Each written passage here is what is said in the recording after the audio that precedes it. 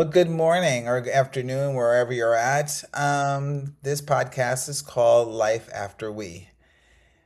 So, some love stories don't start with fireworks, they start with familiarity, friendship, and time. Today's conversation is about a love that grew slowly, lasted decades, and didn't end because it failed, but because life changed in a way no one prepares for. Elisha met her husband when she was 16. They were friends for 9 years, partners for 26, and married for 23. This is a story about growing up alongside somebody, building a life together, and then learning how to breathe again after losing the person who knew you longer than anyone else. So, Alicia, thank you for being here and for sharing something so personal. Thank you for having me. Yeah, we go back a ways, girl. We do. I'm so happy that we were able to reconnect. Yeah, me too. It makes it Life. full circle. Makes Yeah, life. yeah, Life gets in the way of friendships, that's but brings you back around. for sure. Can you tell me a little bit about you? What do you do? And mom Um, of how many? And I'm a hairdresser for the past 40 years. Um, I work privately. I work in a salon a couple days a week. I'm a mother of two. My daughter's 24. My son is 21. They're amazing, stable, responsible, beautiful children. I'm very blessed for that. Um, I have a fur pup. He's really my husband Jerry's dog that I inherited amongst a lot of other of his collectibles. Who else am I? I'm trying to figure that out actually. I don't really know who I am. I'm not who I was when you remember me when I was 19, when we first met in a hair yeah, salon. I'm a part of her, for sure. I'm a part of her, but I wasn't the girl I was in middle school when you met me. right. We evolve, we change. And then I became Jerry's wife, which was, well, I guess his girlfriend first after being a friendship. So that was exciting. And then his wife, and that was like security. Oh, yeah. And then the mother of his children. You just keep evolving and changing. And then when I lost him, I lost my identity for sure. Yeah. Um, Can you like take us back to the very beginning, like when you met him when you were 16? What do you remember about him back then and about your friendship before it turned into something more? um, so Jerry and I, well, Jerry was just the type of guy to make people laugh and smile. He was very warm. So our crowds, my girlfriends, his girlfriends, always ran the same. Bump into each other every few years. We would, who was dating who, so you'd see each other night after night, and then not maybe for a few months, and then you bump into each other again. But Jerry was always the warm, funny guy, life of the party. And he was just a good friend. He always felt safe when you were in a party or a bar. He always had your back. You knew there'd be no trouble, and if there was, that he'd be there to take care of things. But yeah, I mean, it was just friendship until um, I guess he had a loss. He lost his mom, so he was probably, missing that female in his life, possibly to fold his socks. I don't know. So you guys were friends for 9 years before becoming a couple? Yep, we were friends for 9 years. We had many, many adventures, ski trips, camping trips, birthday parties. Just hanging out wherever, the bars, the clubs. But one night out of many, we crossed the line of friendship with an intimate kiss, and we were kind of afraid to like even discuss the kiss for a little while after that night because we didn't want to ruin our friendship. Right. And he had said something to me. I said, we really need to talk about this because now I'm starting to notice he has clean shoes and he puts the toilet seat down. And now I'm seeing him in a different way. Like we kissed and now I'm like really starting to like on him. Yeah, I think I remember like you telling me at the shop. You were like Yeah. unsure. Like you're telling me now and I'm kind of like remembering when you He trans. had mentioned to a friend of his that him and I, had an intimate Yeah. kiss the other night, and they were afraid, oh no, you're going to ruin this friendship. You've been friends with this girl for so long. Uh-huh. And we thought, well, let's not do that. Let's build on this friendship. So And how so do we you made, think that that shaped your relationship once it became romantic? Like, What made him feel like home to you? Just knowing that he was my best friend and that I wanted to be the best version of myself for him and that he deserved that. Was it And awkward? he Like became going the best from version of his self. No, no, it wasn't awkward. It was like, why did we wait 9 years to find this depth of a friendship? That's You know, awesome. Uh, you know, like, um, I feel like now that it's over, that I had started younger, but I wasn't the same person I was right. at 16 than who I was at 25. So I don't think it would have worked if I was 16 and he made a move on me. Yeah, we Would have been changed like, get away from me, guy. a lot. So you guys didn't just share years, like you shared chapters. When you think about your life together, what stands out most about the partnership that you built? The friendship, the friendship, the foundation of our friendship of just having that trust and that security within, like a true best friend. Where, some people, I don't know, I have a lot of friends that have had relationships that didn't work out and thought that they were with their best friend. So it's hard to distinguish. Is this going to work? Like, I feel he's my best friend. He feels he's my best friend. But I guess you have to work at relationships every single day. It just doesn't come. So every day you have to entrust this very fragile piece of you. So who were you together that you couldn't have been alone? Parents of my amazing children. Yeah. The True. parents of my amazing children. My kids are really something special. I'm really proud of who they've become. And I just hope that they continue to grow being the best version of themselves. And I try to be the best version of myself. And everybody has a hiccup. You just try again tomorrow. And I know that they know that it's okay to have a hiccup, a day, 2 days, but get back up and wipe yourself off and let's figure this day out. The sun is shining. Let's try and enjoy it, That's awesome. you know? If you're comfortable sharing, can you talk about the period when his health began to change, or when you first realized your life might be shifting in a way that you didn't imagine? And what So, was the hardest part of that time for you?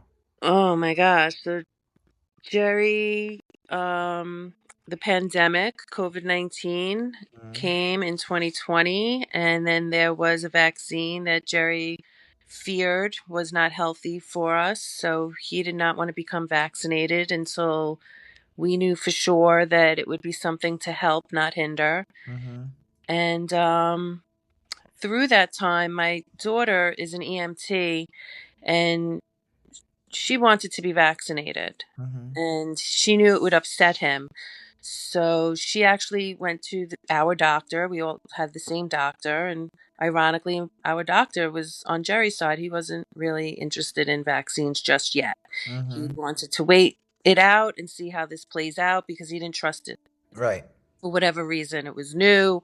Whatever reason, they didn't know what side effects.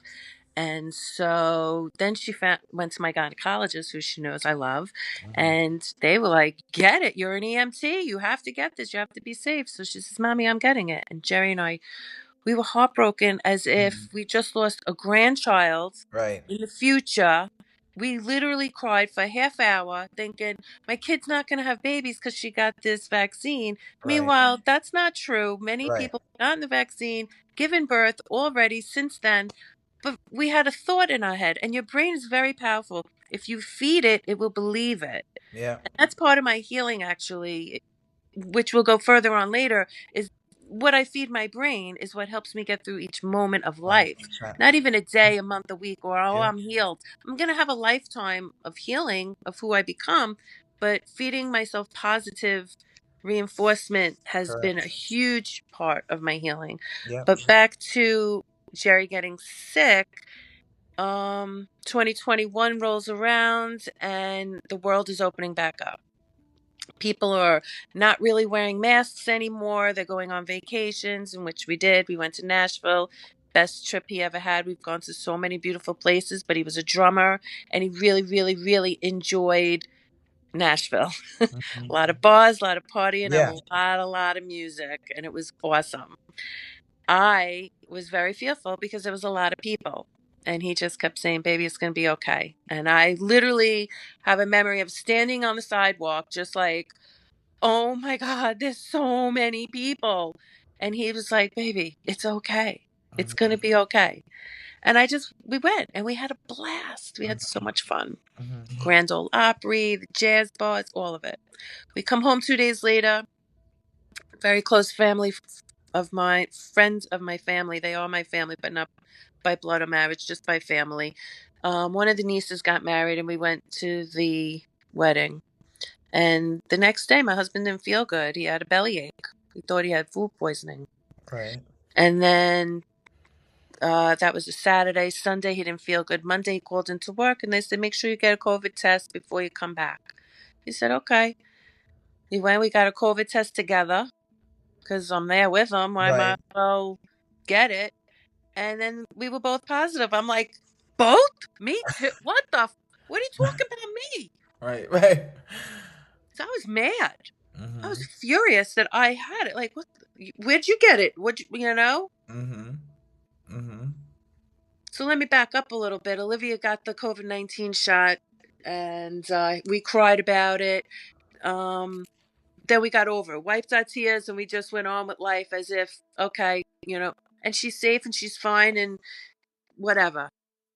I, as a hairdresser, felt I'm gonna get it, so I got the one and done, the Johnsons. So, and I didn't tell him because I knew he'd be mad.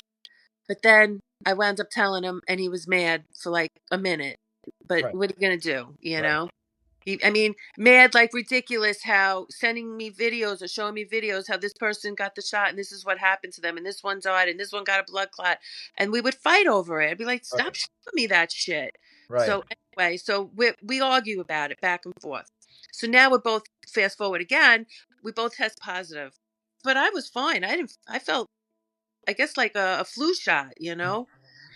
We separated. He stayed in the room and I stayed in the living room, and he got sicker and sicker. He couldn't breathe. We told him, stay on your belly, stay on your side. I was giving him, Tamiflu and all this, and his oxygen level went down to 77 after being home for a week, and we had to bring him to the hospital because he was lethargic. So I brought him to the Good Samaritan Hospital. And the way they have the drop off in emergency, you can't leave your car there. It's a one lane. So I put him in a wheelchair because he was really out of it. Every day of that week we did everything we can, and he was just getting worse and worse and didn't want to go to the hospital, didn't want to go to the hospital until I said, like, "You're gonna die here, you have to go." So now we're at the hospital, and I said, "Okay, I'm gonna be right back. I just have to park the car." And when I came back, they already took him into the back and they wouldn't let me in.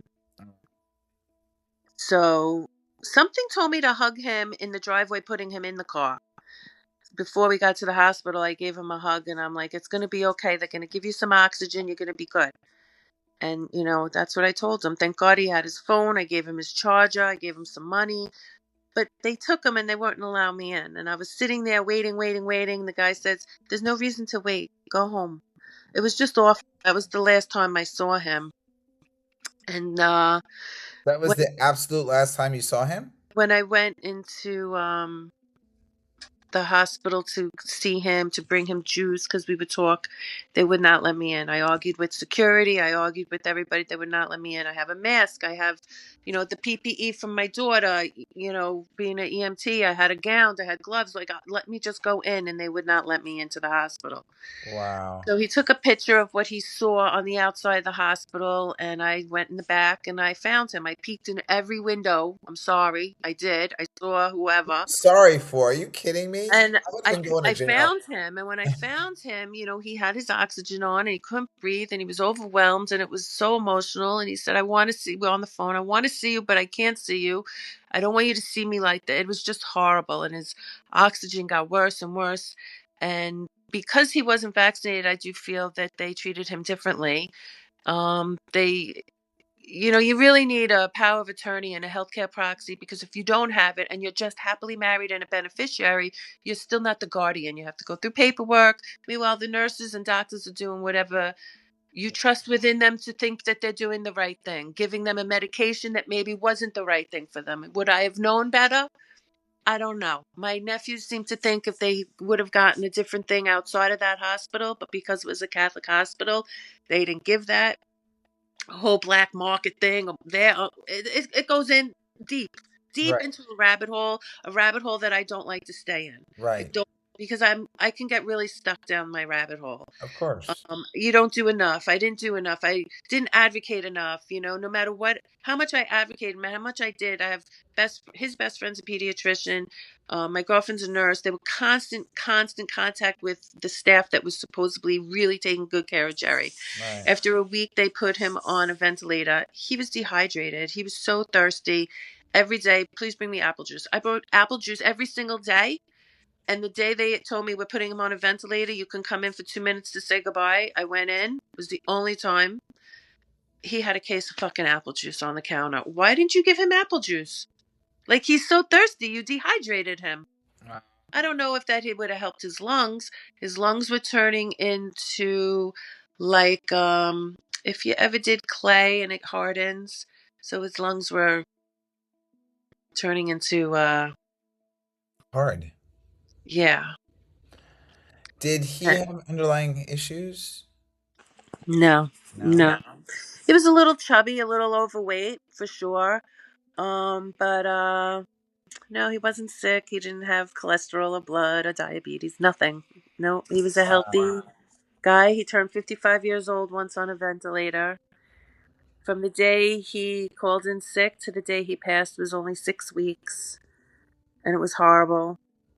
It was Wow. horrible. So I sorry. mean, anybody who came into him the week he was there was PP'd up, and he was lethargic, and the conversations are just heartbreaking. He knew that he wasn't getting better. He knew that I was mad that he got sick because of my behavior when I was like, "What? I'm sick? Oh, you motherfucker, you got me sick." He knew that I wanted him to be vaccinated, and that maybe possibly he would have been treated differently in the hospital Yeah. if he was vaccinated, because the Yeah. doctor asked me plenty of times, "Why is he not vaccinated?" And I'm like, "What does that have to do with his treatment?" Like, Yeah. but yeah, I mean, it sucks. It's when you lose your best friend, your security, your future for Hmm. yourself, for your children. I still have both my parents. They're in their 80s. So now my kids are going through something that I don't even know. I haven't experienced. And you don't know it until you know it, Yeah. like most things in life. Yeah, I was just going to ask you about that because, like, losing a spouse after that many years isn't just losing a person, it's losing a shared rhythm. Like, you guys did your dailies together. What did the silence feel like after he passed? And what did grief look like for you in those early days? It was horrible. He passed October 30th, 2021, and I went through Thanksgiving and Christmas and New Year's, Valentine's Day, my birthday, like really like in my face. It was devastating. Like, how You did know, you even deal with that kind of grief? It's just, it's hard. I didn't sleep for 6 weeks. He was sick, and now I'm not sleeping after. And here I have his dog who has to go out and be walked. So I got up out of bed, and I went out and I let him out and I walked him, and he snuggled me. And you take a shower and you wash your hair and you sit in the bath and you change your sheets and you go back to sleep and you cry some more, and then you get up and you try and wash your face again and go for a walk. And in the beginning was really hard to find the little things in life. You right, have to, like, really force myself to eat. Some right, people would come and be like, "Did you eat today? I want to watch you eat." And they're like right, watching me. Like, don't. like, I'm good. Leave me alone. I'm fine. Right. You want to be fine for everybody who's looking at you from the outside, but from the inside out, you're Yeah. like, what am I supposed to do now? Right. It's 4 years later, and I still say, what am I supposed to do now? Right. Right. But, That was a I try and keep busy, and I try as hard as some days are to find the good in the day, find something good about today. You right. know, sometimes it's hard to find that good, but Always. I I. mean, yeah. The more negative I dwell down the rabbit hole, the harder my day becomes. So if Absolutely. I really concentrate on him being with me, on what we shared, seeing how amazing my children are, how strong they are, you know, just knowing that I have such a blessing, have shared such a friendship Right. in that small chapter of my life. Um, who am I now? What am I going to do now? My own best friend is the lady looking back at me in the mirror. Yep. So sometimes I got to really look into her eyes and think, wow, those dark, dark eyeballs I have. And then I have to high five her and tell her, make sure you have a good day and be good to her Yep. Absolutely. because she's my only best friend now. Mhm. People come for the wake and the funeral and they're there and they're going to be, oh, what can I do? I want to be there for you. And And a then it lot of goes people quiet. really were, I have such great friends, but you still feel alone in a crowded room. Absolutely. Quiet's really, really loud. Yeah. When you've been part of a we for so long, becoming an I again can feel disorientating. Um, what parts of yourself felt lost, and what parts surprised you by staying? Well, all of me is lost, first of all. Um, I'm not who I was, so all of me is definitely lost. So there was no parts of you that stayed? I mean, I guess she's emerging, I mean, I am who I am. That. I still do hair. I still have clients. I still love to cook and eat and drink.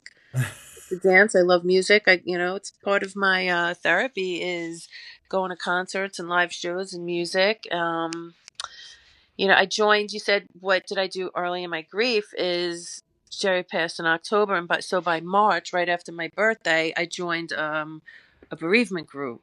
Oh, Widow, wow. Young Widows and Widowers Not Alone. It is called. It's a nonprofit organization that helps young widowers just be around others who get it. Basically, they taught me self care, which I'm not shy of. I always get my hair done and my nails, Honey, always. we're hairdressers. That's what we do.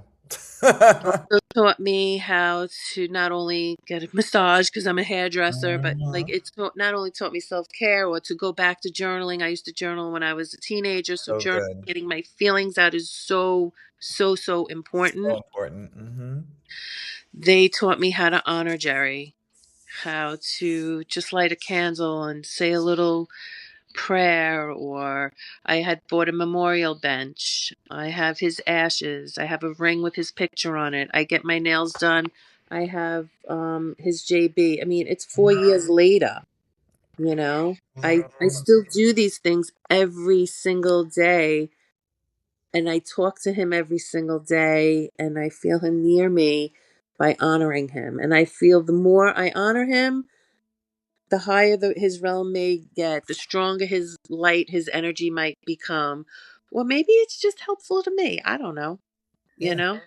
But Yeah. the people who were there who said, I'm going to be there, they're not here last night. They're not here tomorrow night. And Exactly. you're alone and you're taught, you're like, but when you have another friend who's in a similar situation as you, maybe they're grieving harder. Maybe they have another issue. Maybe they're doing great.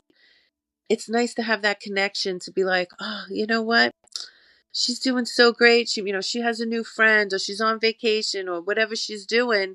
It makes you think, all right, maybe I won't be so sad for so long. Or if Right. somebody's in the opposite situation, you think, well, how can I help this person? I really want to help them to feel a little better in their journey, Yeah. somehow just by being there and listening.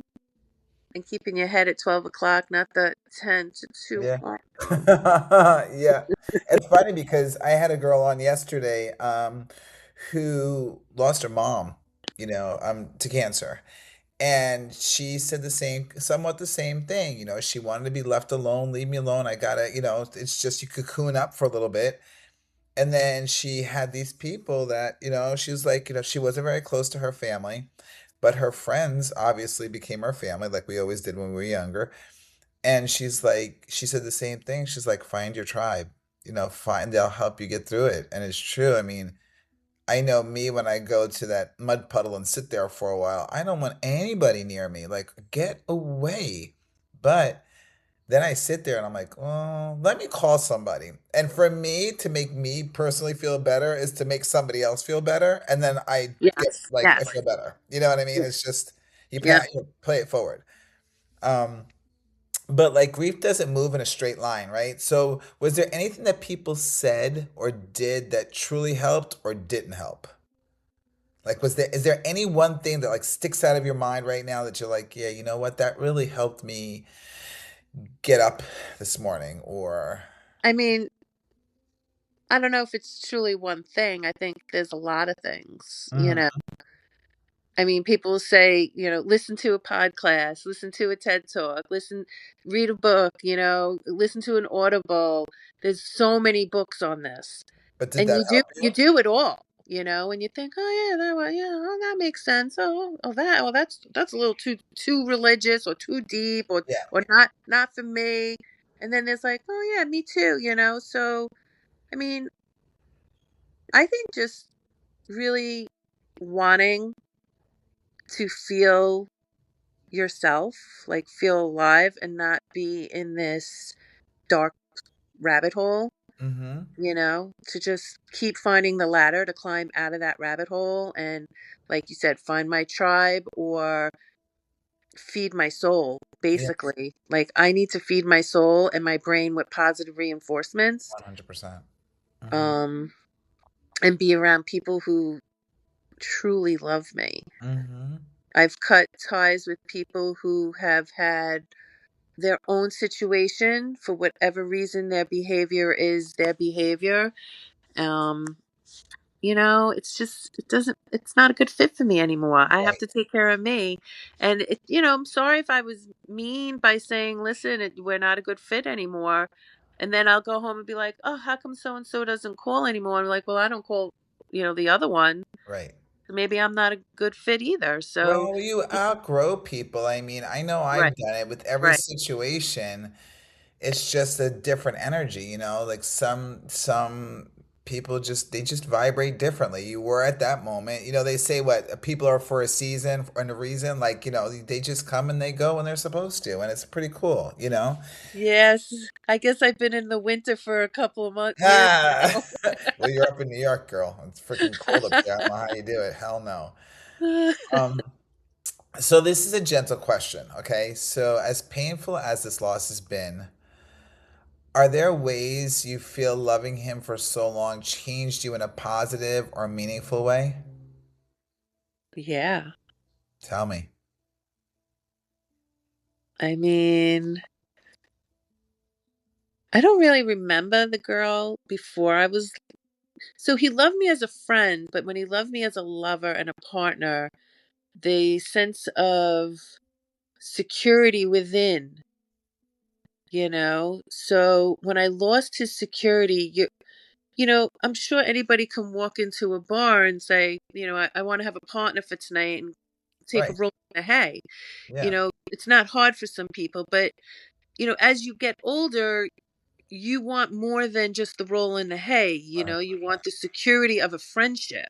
You want the Not to, connection. and when I say security, I don't mean like financial. I mean, of course, that's a piece of it, but it's security within a friendship. And so I lost that, and it's very difficult to trust people when you hear all the crazy online stories of people dating, Especially from people me, right? people sitting in my chair getting their hair done through the years, even, people who've been in relationships for 14, 20, 30, 60 years even, and the husband cheats or the wife walks out or whatever. Everybody has something. So, For me, I have trust issues for Mhm. sure. I just don't trust Most people people. do. I feel that there's always an ulterior motive. And yeah, definitely most people would, because life is crazy, unfortunately. Definitely different than, I mean, like, I'm I think working about on it. I'm parents. working on trusting people, It's but okay, you'll get there. I mean, it's a process for everything, I guess, I had trust issues too for a very long time. I still do, I think, but I'm just a loner, so that's just me. But I think you just know when you finally like you knew Jerry was your person and you let your walls down and all that. And I think when you get a person that you feel might be your person, that's when you let your walls down, I guess. But, Mhm. Yeah, I guess. I don't know. I think you need to find the person in the mirror to be your Yeah. person. And if somebody wants to share your time within your journey with Yeah. you, do things you like to do and make you laugh and smile and feel good about yourself, then I think it's a good match Yeah. as long as you can put up with each other's worst quality. Yeah. Yeah, it's true. It's true. If you can put up with my worst quality, then we're a team. So what did being loved and loving for so many years give you that you still that gives you that still lives on? Oh, I give the best hugs. Jerry was the best hugger. He even, You when we were do give young, the best hugs. 16 years old, like no matter where we were, this guy was like hugging everybody. And yeah, I miss that. I miss being held. So I give some great hugs. You And my do. son is a great hugger. So that really helps. Hmm. Yeah, that's definitely I like to be held and hugged. Not when somebody hugs you and they put all their weight on top of Oh you. no, God no. Like when somebody holds you Yeah. in with your heart, Yeah. that's a hug. Sincerity. Yep. You That's a know, hug. when you really hug somebody. Um, yeah, So, if you could speak to someone who just lost their spouse, especially after decades together, what would you want them to know? I get it, girl. It sucks. Or guy, sorry. It sucks. It's the worst. We all feel that whatever we're going through is the worst. And yeah, you don't have to fold his socks anymore. My husband wore a lot of pairs of socks. So that was one thing that I was glad about, I have to say. I don't have to do his socks. It's so stupid. But yeah. One thing to say to somebody What would you want is them to breathe. know? Just breathe and take care of yourself and love yourself and feed yourself good energy and honor. I mean, honor your spouse, what you had, what you shared, and hopefully the person was a good enough person that you can want to honor, you know? So how do you stay, honor yourself and get out of the mud puddle and all that. So how do you do that? When you've got that grief that you had, okay, and you're just in the swallows of it, right? And because I know me, when I get depressed, all I hear is negative, negative, negative, negative chatter, but I can turn it around. How did you turn that negative chatter or how did you get the will to just get out, besides the dog, just to get out of bed, which I think is great. Jerry left you And his my dog. kids, and Jerry my left you the kids. dog so that you had to get up. I guess I also wanted to, like, Jerry didn't deserve a train wreck in life, therefore I wasn't going to be a train wreck in his death. I wanted to honor him by being a strong, beautiful human to others, because that's what he would be proud of. Like, I want his legacy to be, oh my gosh, this guy died and his whole family fell apart. I want it to be, this guy is a freaking legend and his family is proof of it by being strong and breathing through the day, I want to honor him by being the best version of myself for the rest of my days. That's To amazing. me, he's still my husband, and I'm not going to be that. He didn't deserve it in life. He's not going to have it in death, like that. Like, I still honor him. I still respect him and all. Look at my hair. You're beautiful. I love that you say that. Like I've never thought of it that way. If you're basically if you can't do it for you, do it for them. Yeah, yeah, for sure. He didn't deserve a train wreck in life, so he's not getting one in death. That's, yeah, no. That's amazing. As hard as it is, most of us don't live life for ourselves. We get up because we have to whatever do for the kids, for the house, for the job, for the whatever is your thing. And if you don't, then you're just existing. Right.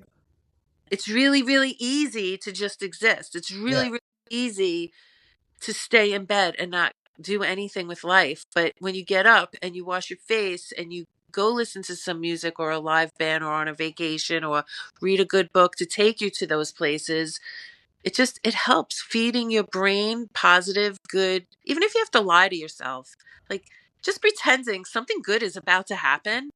And like something good is about to happen, like, and in your mind, all of a sudden the endorphins start flickering. Like something good is going to happen. It's like it's about to happen. Just fool yourself a little bit. Fake it till you make it, as we say. Well, it's so perfect because I'm a clinical hypnotherapist, obviously. And that's the premise. That's the thing is turning negative chatter into positive. Taking your subconscious that sits there and just beats you up with all this negative to just go in there and say, hey, you know what? I know you're doing it to protect my heart, but then we got to change that now. We got to Right. make it a happy place because it's horrible to live in negativity. It makes you sick. It makes you just angry Everything human hurts. being. It's horrible. Yeah, your body starts to hurt and just you fall apart. Yeah, But so I love that you definitely changed the negative to a positive narrative because that's the I core of try. it. It's an everyday challenge, but I definitely try. We all get up in the morning with stinky breath, so you brush your teeth. You take a dump. You're There you hungry, you go. have something to eat. You got to stretch. You got to maybe do a little bit of exercise. Some people like to do a lot of exercise, depending on the person. But if you don't feed your soul, you're not going to get out of the rabbit hole. You're going to stay in the rabbit hole. And I don't want to be in the rabbit hole. I don't want to be depressed and sad. I want Jerry here. I know he's Yeah, not here and he's not coming back, but yeah. You got to live your life until we're not here anymore. I'll just take my coincidences as signs and Yep. know that, he's with me and he hears me and he's pushing me to just enjoy life a little. Mhm. Because I think that's what this realm is about is Mhm. it's about love and energy, and we have so many things to enjoy. I really don't believe that life is about feeling sad Yep. and depressed, Right. being hurt. Mhm. I can't imagine that those are good things. Right. So while we're here, if Let's we can just party. feed our soul with some exciting adventures, Hmm. good stuff. Yeah. Not everybody's our cup of tea, so you just got to wean those out and wean the ones in that might be your cup of tea today, but maybe not tomorrow at 3, or maybe it's Right. next month at 4, which is Yeah. why you should have a lot of different activities and hobbies and friends. And then if you don't have any of that, you could just go out and be your own best friend, Yep. because people will attract happy people. They're not going to attract sad people. True. So, you go to the library, you go to a mall, you go somewhere and just kind of give a smile to someone that you think is interesting. Mm-hmm. 100%. I just saw a lady, I was telling the girls, I don't know if I said it already, but we went to go get coffee. And okay, so I have that thing with Jeeps that I duck people's Jeeps, right? So I have all these ducks in my car because I don't drive a Jeep, but I love Jeeps, whatever. That really, when I saw you weren't, I was like, what are you doing? I do it all the time. So I had my daughter doing it yesterday. She's like, Mom, I'm like, go duck that Jeep right now. She was like, okay, 26 years old. Anyway, so I come out and I see this lady sitting on the curb and she's on her phone. And I just look at her and she looks so like she was really upset. Something was bothering, she wasn't crying, but you could tell she was stressed out. And I was like, you know what? I'm giving her a duck. So I went to my car, popped over the trunk, and grabbed this cute little giraffe duck. I walk over to her and I was like, you look like you're having a bad day. So here you go. You'll want a duck. And your bad stuff will go away soon. And she looked at me and she was like, thank you so much. That's so sweet. And for that second, she was happy and smiling. And I was like, I don't want to be your best friend. I just want to give you the duck. So like, true New Yorker, here you go, gotta go, see you later. So she's like holding my hand. I'm like, honey, I don't know you like that. Anyway, so as I get back in my car and I see her and she starts to wipe her tears and she's smiling. And I'm like, you know what? That's what it's all about. I just want people to feel better for a second. You know Yeah, what I be mean? kind. Be kind. That's Exactly. all we gotta do is just make somebody smile for 1 minute. It might change their whole entire day, Yeah, you know? that will. It definitely will. So anyway, Alicia, thank you for trusting us with your story. Um, what stays with me is the quiet strength of love that doesn't disappear. It simply just changed forms, and it did. You still love him tremendously. It just changed forms. That's all. Yeah, sadly. Your story reminds us that grief is not the opposite of love; it's the continuation of it. Right. And that's why you honor him. And that's why I do my best to honor him and honor myself, because I want everybody to know he was here, he lived, he was amazing. And I'm like a proof of that, Right. Right. you know, I'm proof Just of like your that. kids. Yep, absolutely. He deserved me and better. And he'll continue to receive me and better. But, That's now so awesome. Now is more of like a me time of figuring out who and what each day will bring me. Will find something to try and feed my soul and try and feed someone else's soul. I don't know that I'm going to get a bag of ducks, but I think that's a really cute idea. But hey, you know what? Not for nothing. You like Broncos? Because I think, were you the one that found out the Broncos were the donkey? I thought about it. Yeah. And the That- Subaru is something else. I forgot what Subaru is something. But yeah, yeah. I want to find out what a Mini is. I might Yeah, go. my sister drives a Bronco, so she's been donkeyed a couple times. Has But she I don't really? understand donkey. Yeah, she has a few of them in her car. I'm like, what are these freaking things? So she's like, Love when you that. get ducks, you get Bronco. I'm like, that is so funny. But See, yeah, now you got to think of your favorite car and then see if there's something you can give them. Like, that's so cool. You get them on Amazon for like $20 and you get like 60 of them. So it's like, yeah, yeah, I don't know. yeah. It's a thing. I don't know if I want to do cause, or maybe just like you said, like people who just look like they need to know that you're not alone. Yeah, You're not, don't be alone in your thoughts. Write them down. Get it out. It makes so much better. Get it them out, really take a does. shower, go for a walk. You're not alone in your thoughts. There's somebody out there who just gets it without Yeah. the 10 The to 20. tilting of the head. You know what? I never noticed that before. And I'm like, yeah, people do the aw. They tilt their head when they're like, aw. And Yeah. yeah. When Jerry first passed, somebody said, "Oh, I know exactly how you feel No, because when I got divorced and my father died, and she kept tilting her head 10 to 2 with the lip, aw." And I was just like, yeah, grief is hard for everybody. And everybody, deals with it differently. Because I'm not going to take away the from grief hers. she Yeah. had when she got divorced because she lost her security, she lost her future.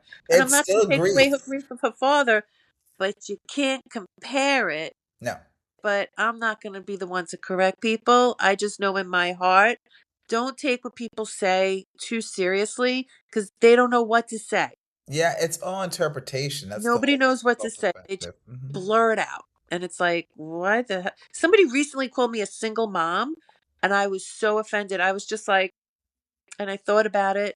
It was in a text, so I didn't really have to respond, Right. but I thought, I don't think I'm a single mom. I mean, I'm not divorced. I am a solo parent of adult children, but now we're getting technical on words and Right. triggers. So you just can't take people too seriously, Yeah. That's you know? true. No, So you got to just do what works for you. thank you. So if you're listening and this conversation resonates with you, you don't need to rush yourself through grief or turn it into something inspirational. Through Anumi Hypnosis, I offer gentle hypnosis, guided meditations, podcast conversations, and written work for people navigating loss, identity shifts, and life after major change. All created with care and not pressure. Yeah, we did I did a coloring book, an activity coloring book, and some stuff just so people can chill and relax in the moment. Jerry's love coloring I books. love coloring. Jerry loves Um, coloring. you I can forgot all about that actually. what coloring? Yeah, Jerry has so many coloring books I'll filled out. send you my book. Oh, I love it. You can find free meditations on YouTube and additional support at anumihypnosis.com. Take what feels right for you and be gentle with yourself. Thanks.